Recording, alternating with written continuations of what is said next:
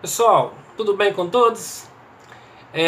Vamos dar prosseguimento à nossa aula de cirúrgica 2, né?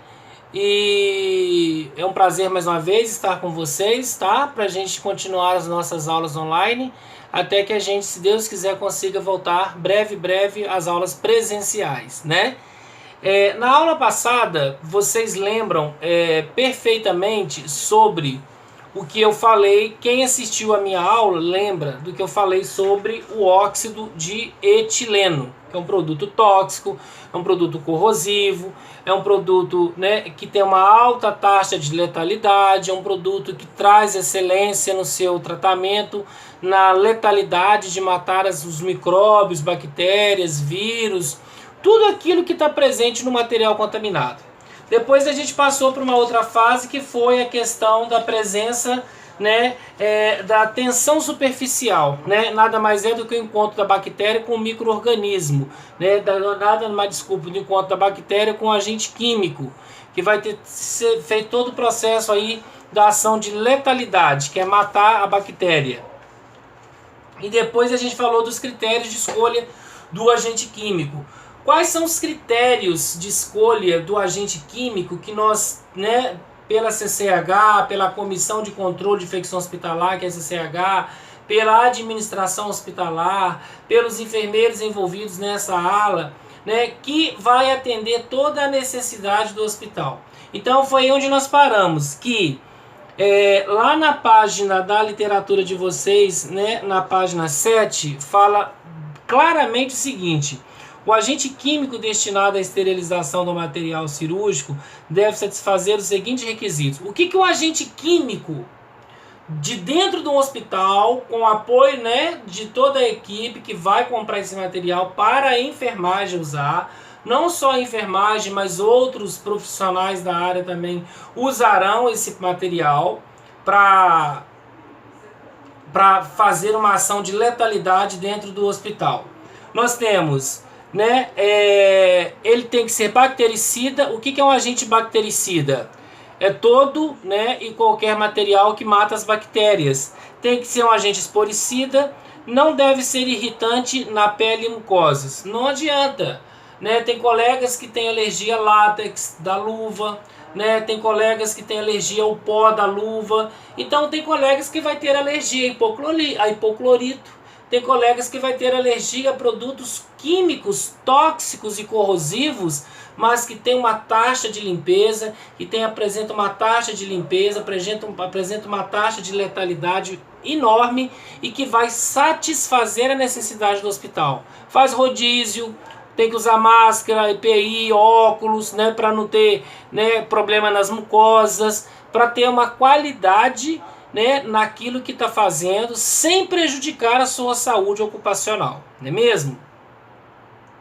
E aí, gente, terminando essa parte de óxido de etileno, né, os princípios da lavagem que eu falei para vocês, que passa pela CME, né, que é a submersão, concentração, umidade, né, limpeza, tem que ter todo esse clareamento, tem que ter todo esse procedimento para ser feito, para que o material seja simplesmente limpo, higienizado, para que haja condições de ser reesterilizado pelas autoclaves, correto? Nós vamos passar para um próximo assunto interessante também, bacana, legal, sobre instrumental cirúrgico e seu manuseio. No curso de vocês, durante a formação técnica e científica, vocês vão estar fazendo também o curso de instrumentação cirúrgica, correto? Falar sobre o centro cirúrgico, os aparelhos do centro cirúrgico, a função do instrumentador, o dever do instrumentador, né? Quais que são as competências do instrumentador. Então, a apostila nossa, ela fala um pouco sobre essas questões. Então eu não vou abranger muito, porque se eu abranger muito, eu vou estar colocando o carro na frente dos bois, né? Esse ditado popular. Então eu vou estar adiantando uma matéria de um professor que vai estar com vocês na matéria de instrumentação cirúrgica, tá, gente?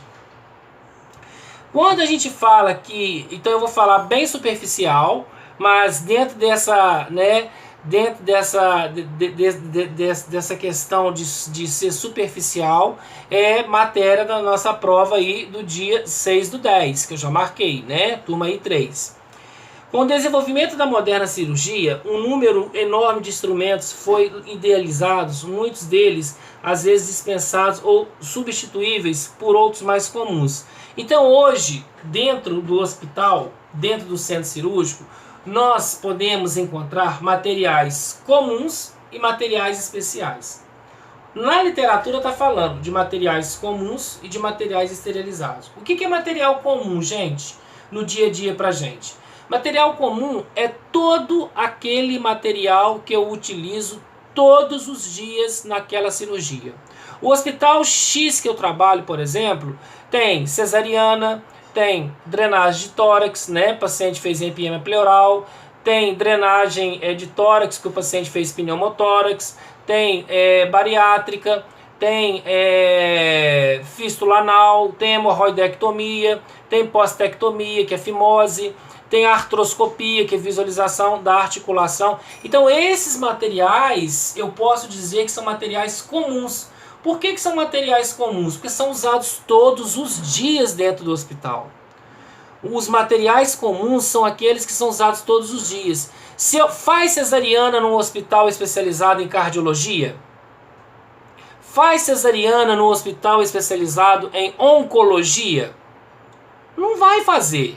Né? E só em último do último caso mesmo que vai fazer. Então esse material de cesariana que está presente neste hospital que só trata a área cardíaca não é um material comum. Ele é chamado de material especial. Por que ele é chamado de material especial? Porque ele só é utilizado quando há necessidade de utilizar esse material naquela cirurgia, que não é a rotina do hospital, que o hospital não faz todos os dias, não faz todas as semanas, não faz todos os meses, e é uma vez ao ano que é feita essa cirurgia. Então, para que resterilizar esse material, sabendo que ele não vai ser utilizado no centro cirúrgico? Eu chamo isso de quê? De material especial.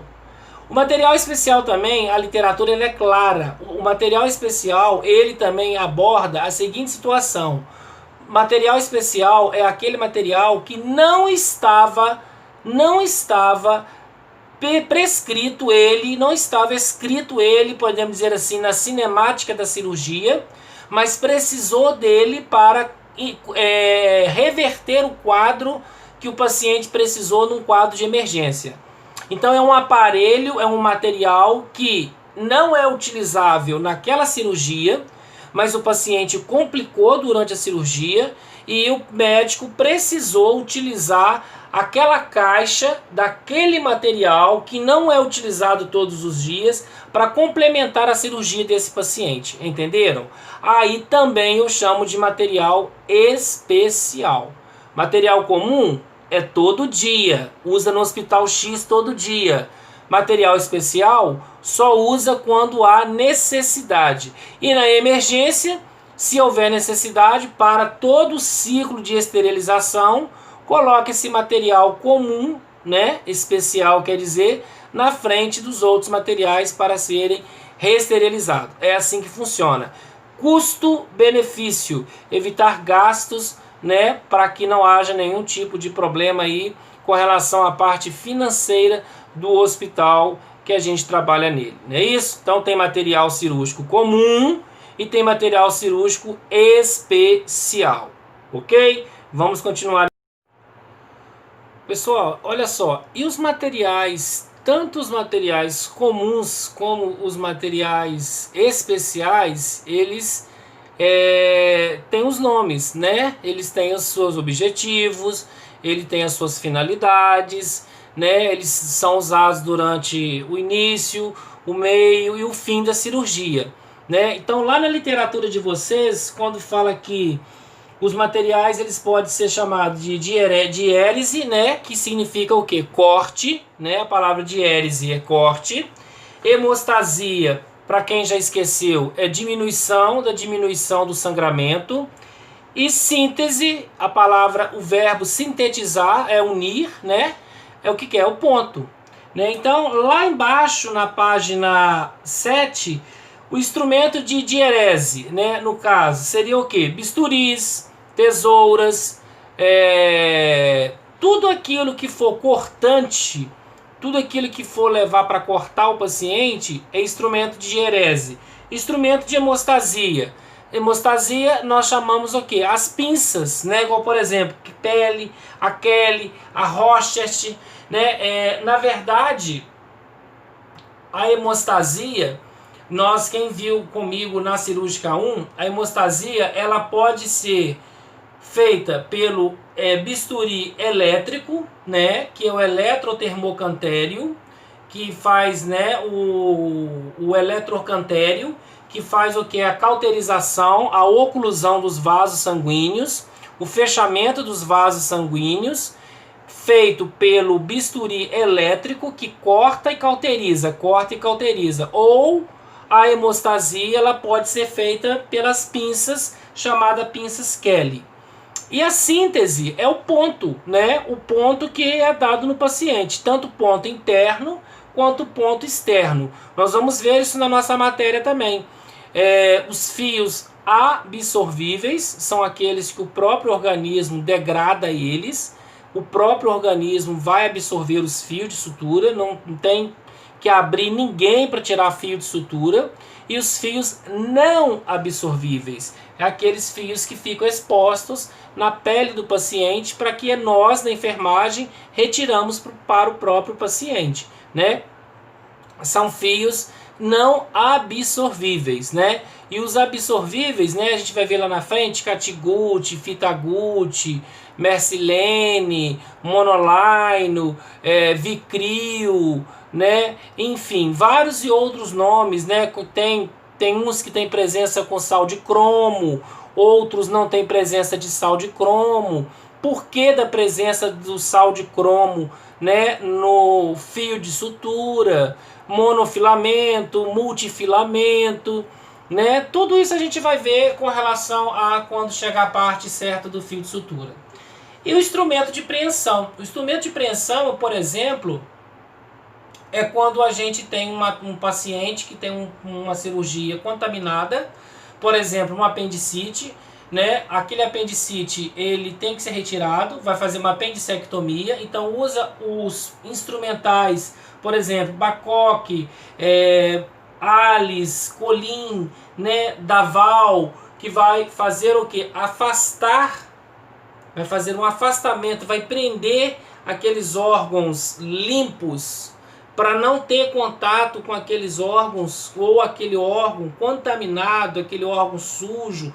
Por exemplo, sem ser a apendicite, que o apêndice está inflamado, pode eclodir, romper pus, secreção. O intestino pode ter fecaloma, né, obstrução do trânsito intestinal, né, intestino grosso, que é uma parte contaminada. Então, esses instrumentais, junto com os instrumentais de separação, servem para o quê? Isolar aqueles órgãos importantes também, mas aqueles órgãos que estão limpos, aqueles órgãos que estão isentos de qualquer tipo de micro-organismo e que vão estar o quê?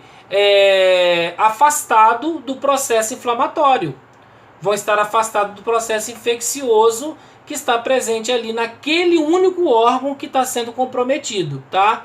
Nesta aula de hoje, junto com a aula de hoje, eu vou postar um vídeo mostrando para vocês o centro cirúrgico com todas essas pinças que eu estou falando, porque eu só falando fica meio que vago.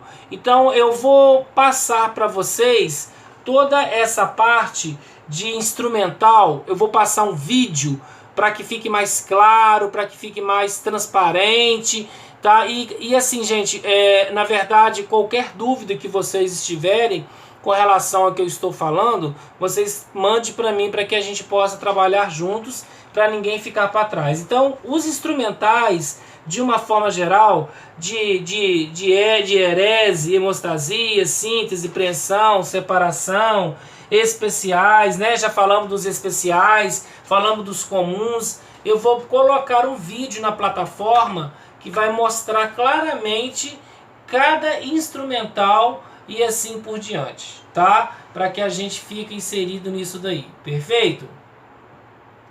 Eu quero que vocês peguem a página 11 comigo e vamos falar de sondas, drenos mais usados em cirurgias, né? Sondas e drenos mais usados em cirurgias. Quando eu falo dreno, eu falo sonda. Quando eu falo sonda, eu falo dreno, porque todos os dois vão me dar um objetivo único: pegar, retirar. Né? Se eu passo uma sonda vesical de demora no meu paciente, né? Se eu passo uma sonda vesical de demora no meu paciente, significa que eu estou drenando uma urina dele. Se o médico passa um dreno nos espaços intercostais desse paciente para drenar uma água na pleura, porque ele está com derrame pleural, ele está passando um dreno no paciente. Então, por mais que a sonda vesical, que eu chamo de sonda mesmo, vesical de alívio ou sonda vesical de demora, passa na mulher, passa no homem, no trato reprodutor masculino, no trato reprodutor feminino para retirar a diurese, é chamada de dreno, né? Eu também posso chamar de cateterização. Significa o que é isso? A retirada de algum tipo de corpo estranho que está presente ali no organismo da pessoa. Igual está falando aqui, sondas e drenos. Quem que vai fazer o curativo? Quem que vai avaliar a cor, o odor, a quantidade, o volume que está drenando, se não está drenando, balanço hídrico, vocês vão aprender a fazer balanço hídrico dentro, né, do setor, junto no estágio, né, com o professor da disciplina de vocês. São vocês, futuros técnicos em enfermagem. Trocar o curativo, né, a não ser que é para passar uma sonda. Passagem de sonda vesical de alívio, passagem de sonda vesical de demora, isso é com quem? É com o enfermeiro. Os únicos profissionais, podemos dizer assim, o único profissional da área da saúde que hoje, não estou falando na décadas passadas, estou falando hoje, né, a nossa profissão ela vai completar 200 anos de existência.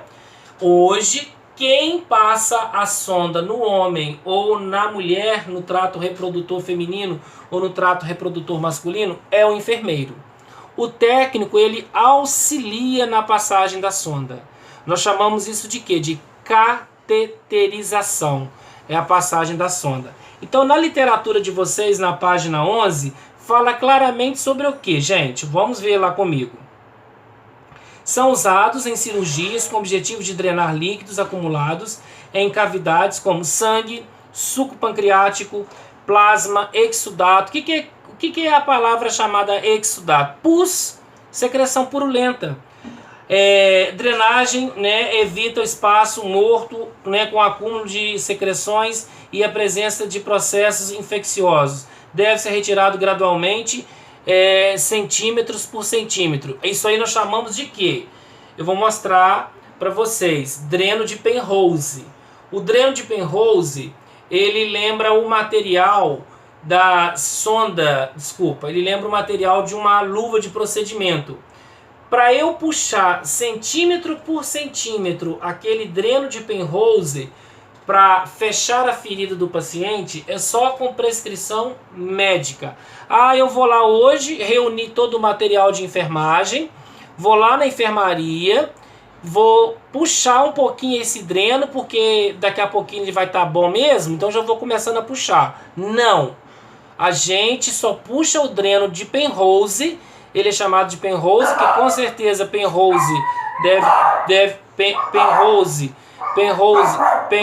deve ter sido o nome de alguém que deve ter colocado o nome desse paciente nessa sonda, né? Podemos dizer assim. E depois eu vou estar mostrando para vocês nitidamente, né, um modelo de sonda, até uma sonda gastrostomia, que é alimentada por estômago. Então, gente, na verdade, drenos drenos. Preste atenção, meninos, preste atenção aqui comigo, na aula comigo. Drenos e sondas, o objetivo são os mesmos, tá? Quando fala de os mais usados, são dreno flexível de Penrose, que é esse que vai puxando devagarzinho. Catéteres de borracha de polivinil, usado em cateterismo vesical de demora, né? Ou seja, tanto para homem quanto para mulher. Então, a sonda vesical de demora e a sonda vesical de alívio também é chamado de dreno. Também serve para drenar, também serve para retirar. Retirar o quê? A urina que está presente na bexiga do meu paciente, né? Nós temos sondas fendidas, que são usadas mais em crianças, eu vou mostrar para vocês com calma. Sondas de cigarrete, sondas em forma de Kerr, e vou também aproveitar a oportunidade hoje, vou também postar um vídeo ilustrativo que vai falar também um pouco mais para vocês sobre a questão de drenos, que é interessantíssimo para a nossa aula, para que vocês fiquem inseridos sobre tudo que está acontecendo, ok? Então, passo a passo, a gente vai falando um pouquinho dos assuntos pertinentes da nossa disciplina. Bom, pessoal, falando de sonda ainda, que é o assunto da nossa matéria, né? Só para a gente ilustrar, aqui, por exemplo, nós temos, né? Se vocês perceberem aqui, junto comigo, né? Nós temos uma sonda uretral, né? Uma sonda uretral número 10, né? Calibre bem fininho, né? Provavelmente isso aqui é indicado para crianças, lógico, mas isso aqui não deixa de ser um dreno, porque na verdade quando eu passo essa sonda, né, uretral na criança, né, que precisa ser passada para drenar a diurese dessa criança, então automaticamente eu vou estar drenando a diurese dessa criança, né? E assim, para curiosidade nossa, para nossa curiosidade, essa sonda aqui, por exemplo, né, não tem como a gente mostrar porque vai estar a imagem não vai estar tão legal assim, porque aqui atrás mostra, ela é esterilizada pelo óxido de etileno. Essa sonda aqui foi esterilizada, né? Essa sonda ela foi esterilizada pelo óxido de etileno. Nós temos um outro tipo de sonda, né, que é uma sonda maior, né? É uma sonda mais calibrosa, né? É uma sonda com várias vias, né? Tem uma via aqui, outra aqui. São sondas que a gente chama sonda em Kerr, sonda igual tá falando aqui, sonda, né, em formas de Kerr, em forma de T, ou seja, 3 vias. Essa sonda aqui, gente, é a sonda para alimentação de gastrostomia. Isso aqui fica no estômago do nosso paciente. Não tem como eu tirar aqui para mostrar melhor, né? Essa sonda ela fica no estômago do meu paciente para ele alimentar. Então eu tenho uma sonda para alimentar o paciente. Eu tenho uma sonda para, no caso, drenar qualquer tipo de secreção proveniente da mucosa gástrica, e tem uma sonda para lavar, igual está falando aqui na própria apostila, né? Então, eu tenho vários tipos desta sonda, né? No caso aqui, está explicando para nós, né? Indicado, né, para cirurgias abdominais, ou seja, uma sonda para lavar, uma sonda para receber a dieta e uma outra sonda para irrigar. E quando a gente passa uma sonda vesical, né, só para mostrar, tá? Deixa eu ver, ela foi esterilizada, não fala aqui, não vai atrasar nossa aula, não fala que a forma que ela foi esterilizada. Nós temos a sonda vesical de demora. Quando ela é retirada, a gente sabe que ela é retirada com uma seringa, pode ser uma seringa de 20, né? Pode ser uma seringa de 20, que a gente vai retirar. A gente abre a seringa, né? A gente abre a embalagem dentro da técnica. Todo mundo já aprendeu isso aqui. Abre dentro da técnica, tira a seringa, conecta conecta na parte central, né? Aqui, por exemplo, conecta aqui e puxa a água toda que está no balonete para esvaziar essa sonda e colocar essa sonda, né, para fora. Ou seja, eu vou retirar a sonda de demora do meu paciente, porque a sonda de alívio eu vou passar ela, né, só vai passar para aliviar a dor, o bexigoma, né, algum caso específico desse no meu paciente, ok? Então, gente, continuando a nossa aula, as sondas, né, são usadas tanto na clínica médica como na clínica cirúrgica. Na clínica médica, sonda vesical de alívio, sonda vesical de demora, sonda nasogástrica, sonda nasoentérica, jejunostomia, gastrostomia, né? A gente pode usar as várias formas. E na cirúrgica, como drenos, né? Drenagem de tórax, drenagem de mamas, drenagem da região axilar, drenagem da região inguinal, drenagem da região abdominal, às vezes um apendicite que estava bastante suporado e aí acabou que ele teve esse problema aí, né, da inflamação, né? Então teve que colocar um dreno para drenar, né? Eu só esqueci de trazer o material do Penrose para vocês verem que é parecido com o material da luva, né? O dreno de Penrose, que a gente chama de dreno de Penrose, tá? Que é um dreno que o médico, lógico, coloca no paciente e que a gente vai puxando a cada centímetro esse dreno até que esse dreno ele é retirado todo do organismo do paciente, tá bom? E a gente tem além, né, dos objetivos de esvaziar, de lavagem, de alimentação, nasogástrica, jejunostomia, gastrostomia, parenteral, né, que é diretamente na circulação sanguínea, né, que é um outro tipo de sonda. A gente também tem as sondas lá na página 12, são as sondas flexíveis. O que são as sondas flexíveis? São as sondas, digamos assim, são as sondas flácidas, né? Essa aqui, por exemplo, é uma sonda flexível, né? É uma sonda flexível, fácil de se mover, é uma sonda flexível, né? Sondas semirrígidas. As sondas semirrígidas, né? As sondas semirrígidas, assim como as sondas rígidas, por exemplo, elas podem vir com fio guia. Por isso que elas são rígidas ou semirrígidas.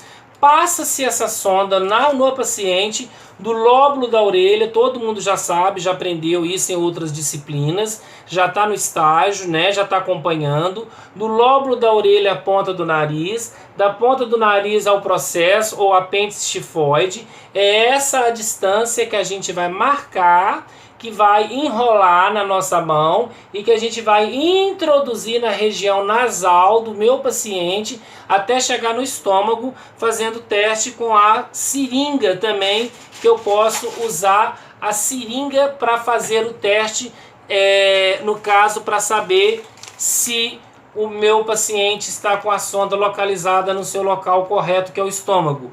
Além da seringa, né, que eu vou administrar o ar, e eu vou ouvir pelo esteto, aquele barulho, eu vou levar esse paciente para o raio-x, radiografar a região do abdômen através do fio guia. Aí sim, retira esse fio guia, né, e demonstrou que através do raio-x que essa sonda ela está no estômago do paciente, tá? E aí as rígidas também são as que também podem vir com fio guia, ok, gente? Eu sempre falo para vocês, nas minhas aulas, né, de cirúrgica, se qualquer dúvida que vocês tiverem, qualquer pergunta, qualquer tipo de esclarecimento que vocês querem fazer, pode perguntar para mim no privado, pode perguntar para mim também na plataforma, tá? Pode mandar pelo zap, não tem problema nenhum. Ah, professor, o senhor falou sobre sondas, que sondas e drenos é a mesma coisa. Por quê? Por que sondas e drenos é a mesma coisa? O que é espaço intercostal? O que é bexigoma? O que é uma sonda flexível? O que é uma sonda não flexível? Né? Qual que é a diferença de sonda para dreno? Né? O que a sonda faz? O que o dreno faz? Então, gente, podem perguntar, porque isso faz parte do nosso momento. E assim, no dia da prova, a gente sabe que o momento é de vocês, que a gente não pode estar respondendo, porque é prova é prova, correto? Aí nós temos, né, lá na página 12, os tipos mais usados são sondas gástricas, né, que são as sondas, as jejunostomia, a gastrostomia, né? Essa aqui, por exemplo, né, que eu mostrei para vocês, essa aqui, por exemplo, ela é uma gastrostomia, né? Poderia estar no jejum, mas essa aqui está no estômago. Nasoentérica, parenteral, né? Nós temos sonda de Fauchet, que são sondas para lavagem gástricas, podem ser maiores do que essa, podem ser menores do que essa. Recém-nascido, a gente aspira o RN, né? Às vezes deglutir um pouco de mecônio, deglutir um pouco de líquido amniótico, mas isso aí é protocolo, isso tem que ser aspirado. Todo recém-nascido, né, no atendimento primário dentro do hospital, lógico, o ABCD, ele tem que fazer o atendimento da pediatria dentro do centro cirúrgico, junto com apoio circulante e do pediatra, aspirar as vias aéreas inferiores e aspirar as vias aéreas superiores do recém-nascido. Isso é protocolo em qualquer hospital que você esteja. Sonda uretral, já falamos sobre ela, de Fauchet. Sonda vesical de Malecote, né, fabricado em látex, né? É uma sonda mais flexível, né? É uma sonda que dá menos resistência, né? É uma sonda que a gente tem que ter muita destreza para passar no paciente. Sonda para aspirar, a gente pode ter exemplo dessa sonda aqui, que é uma sonda que serve para aspirar o paciente.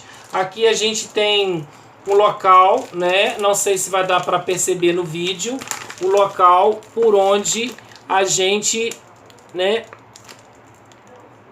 aspira o paciente, o recém-nascido. Sonda de respiração, catéter para oxigenação, né? Pode servir também para um catéter de oxigenação, mas geralmente esse aqui não é mais indicado, porque o mais indicado é o catéter tipo óculos, aquele que tem duas entradas aqui, né? Coloca dois caninhos aqui, vem aqui por trás, né? E a gente ajusta aqui na região occipital do paciente quando é um catéter tipo óculos. Então, a sonda vesical de demora, a sonda vesical de alívio, drenos, né? Então, entra também no mérito os catéteres por oxigenação, para fazer oxigenoterapia. Entra também aqui no mérito um exemplo de catéteres para alimentação, como gastrostomia, jejunostomia, né? Parenteral, enteral, nasogástrica, nasoentérica, todas são chamadas de sondas, todas são chamadas de dreno, tá? Elas também entram no mérito da situação, ok, pessoal? E aí a gente vai continuar falando, certo? Pessoal, olha só, o que eu queria mostrar para vocês é basicamente isso daqui, ó, o látex, né? O dreno de Penrose, na verdade, ele lembra o material da luva de procedimento que a gente calça no dia a dia, né? Que a gente calça no dia a dia para fazer o procedimento no meu paciente, não é isso? Então, essa luva aqui no caso, ela lembra o modelo do dreno de Penrose, que na verdade é esse pedaço aqui que fica dentro do espaço do organismo do homem e que a gente vai puxando aos poucos até sair totalmente. Eu chamo isso de quê? De dreno de Penrose. É isso que eu queria mostrar para vocês, para nossa aula ficar um pouco mais ilustrada, ok? E aí nós temos sondas, né, catéteres por oxigenação, né, que são os catéteres que vão dar melhoria nas trocas gasosas dos nossos pacientes que estão com sensação de falta de ar, que são dispneia, né? E sondas endotraqueais, que são aquelas sondas para intubação. Para vocês verem que quando eu falo de dreno, eu não fico preso só naquele dreninho, né? Naquela coisinha de colocar no paciente para drenar uma secreção. O dreno e a sonda vai muito além do que a gente imagina na enfermagem, quando a gente vai ver nitidamente o que é a função de um dreno, o que é um dreno, o que é uma sonda, qual que é a função da sonda, qual que é a função do dreno. Então a gente vai muito além disso daí, né? Agora com a literatura mesmo fala sonda endotraqueal, né? Ou seja, o paciente ele respirando com a ajuda de aparelho através de uma sonda endotraqueal para entubar esse paciente, laringo, passa o laringo, bifurca, visualiza a carina, passa o tubo, preenche o cuff, que é o balonete, né, que tem que segurar ali, né, faz o cordonete, faz o cadarço direitinho, né, amarra, sem ferir o paciente, coloca gases em volta, coloca compressas, para não o paciente lúcido não brigar com o tubo e com isso ele não machucar aqui o pescoço, não machucar, né, aqui essas partes que ficam aqui sensíveis devido ao cadarço. Então isso é muito importante para o paciente, tá? Gente, falar nessa questão do paciente brigar com um ventilador mecânico, falar nessa questão do paciente brigar com a prótese ventilatória, é muito triste quando a gente chega dentro de uma UTI com vários técnicos em enfermagem, a boca do paciente ferida, a boca do paciente cheia de feridas, porque o técnico não passou uma vaselina, o técnico não passou um óleo de girassol, o técnico não pediu para a família comprar uma manteiga de cacau para passar nos lábios daquele paciente que está entubado. A gente está cansado de ver isso. A gente não pode, turma, generalizar, né? Como a gente está falando de sondas e drenos e catéteres, né? Então falando aí de sonda endotraqueal para entubar o paciente lúcido, que está voltando, né, do coma induzido, que começa a brigar com o ventilador, começa a querer morder na sonda, né, e ao mesmo tempo aquele cadarço começa a roçar o rosto dele. Cadê o cuidado de enfermagem? Isso é negligência, é deixar o paciente sofrer, né, saber que eu posso fazer muito mais por ele, colocando umas gases em volta daquele cadarço, passar uma vaselina naquele lábio que está desidratado, que está rachado, né? Aqueles lábios que está sangrando, porque de tanto que ele fica mexendo no tubo, que o tubo machuca a boca dele. E o que nós, enquanto profissionais da área da enfermagem, estamos fazendo para evitar isso daí no dia a dia? Porque o paciente, ele é único, né? Eu tenho que atender todos de uma forma diferenciada, conforme a sua necessidade básica afetada. A visitante ou visitante não entende aquilo ali. Custa a gente, como profissional de enfermagem, pedir para comprar uma manteiga de cacau para passar nos lábios do paciente. Olha, os lábios do seu pai está ressecado, ele ainda está entubado, ele está agitado, né? O médico está tirando a sedação dele aos poucos para ver se ele vai ficar sem o tubo, mas com isso ele quer tirar o tubo de qualquer maneira. O cadarço está machucando, mas a gente está colocando as gases para proteger, para amortecer o atrito do cadarço com a pele. Mas tem técnico que não faz isso, faz serviço porco. Tem técnico que é lambão, né? E no curso de vocês não aprendem isso. Quem faz isso, faz porque quer, faz por negligência, faz porque acha que ninguém vai saber, que está com preguiça, que quer empurrar o serviço com a barriga. Então vai abandonar a enfermagem, gente.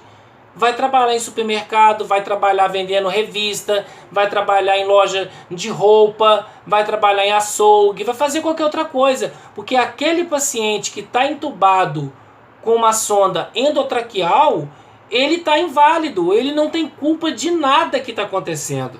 Se eu não cuidar dele, céfalo-caudal, cuidar do meu paciente como um todo, né? Como Madalene Leninge, Wanda Horta e outras, né? Ana Nery, Florence, foram as mães da enfermagem, fala que a gente tem que cuidar do paciente, né? Desde a hora da concepção até pós-morte, até pós-óbito, pós-vida. Quer dizer, tem profissional de enfermagem, é o que eu falo, por causa de uma batata podre, o saco todo ele é estragado, porque os dedos das mãos não são iguais.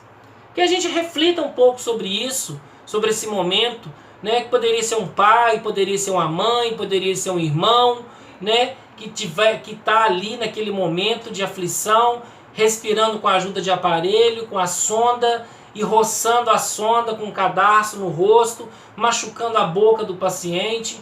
Que nós possamos refletir um pouquinho sobre isso na aula de hoje, né? Que eu acho que foi uma aula muito bem aproveitada, uma aula muito bem dada, e que vocês tenham sempre cuidado na hora de cuidar do paciente. Veja Jesus Cristo na pessoa. Quando eu cuido de alguém, eu vejo Jesus Cristo na frente dessa pessoa, né? Sem demagogia, sem prepotência, né? Sem falso moralismo, que a gente não precisa disso. Então, gente, para finalizar, então, ficou aí a sonda endotraqueal, né? Que é a sonda para intubação do paciente, que ele vai receber para respirar com a ajuda de aparelho, né? Eu vou deixar para vocês também um vídeo que vai falar claramente sobre os tipos de sondas, os tipos de drenos, tá? Para que fique mais mesclado a nossa aula de hoje, tá? Estudem desde já, não fiquem com dúvida. Qualquer dúvida que vocês tiverem na nossa matéria, né, me perguntem, manda para mim, como eu já falei para vocês. A nossa prova está chegando, né? Vai ser aí dia 6/10. E aí vocês,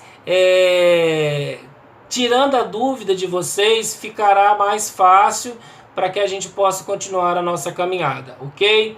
Então, na nossa próxima aula, nós vamos falar de fios de sutura, fios absorvíveis, fios não absorvíveis, tá? De uma forma geral, para que a gente fique mais entretido na nossa matéria. Ok, pessoal? Um forte abraço para vocês e até a nossa próxima aula. Paz e bem para todos e que Deus nos abençoe.